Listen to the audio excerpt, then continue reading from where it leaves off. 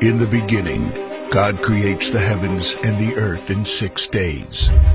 He makes Adam and Eve, who spend their days with God until they give in to temptation by eating from a forbidden tree. Sin enters the world, and things get so bad that God floods the earth and starts over with Noah and his family. Years later, God calls Abraham to follow him with the promise to make Abraham the father of a great nation.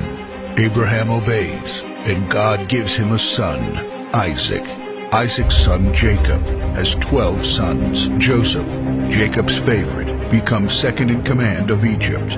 God uses him to save his entire family and Egypt from starvation. Hundreds of years later, the Israelites are slaves in Egypt. Moses is called to lead the Israelites out of slavery. Joshua takes over after Moses and leads the people into the promised land.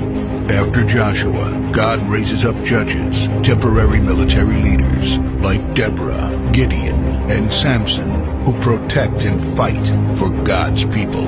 The people tire of this leadership, and they call for a king. God gives Israel King Saul, King David, and then King Solomon. But it's all downhill from here. The people rebel, the kingdom of Israel is divided, and everyone turns their back on God.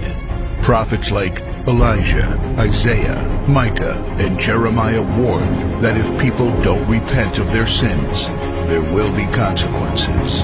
But the people ignore their warnings. The divided kingdoms are conquered, and God's people face captivity in foreign lands.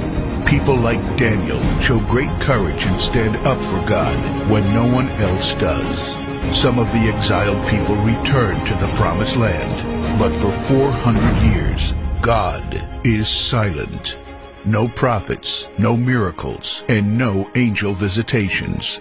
But then, the silence is broken when Jesus is born. He lives a perfect life, teaches truth, and performs miracles, proving He is God.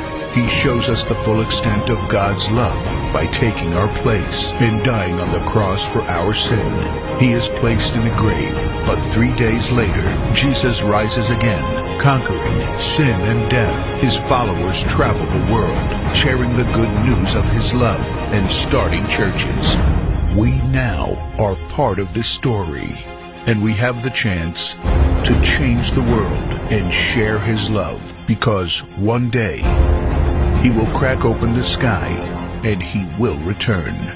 It's the greatest story ever told.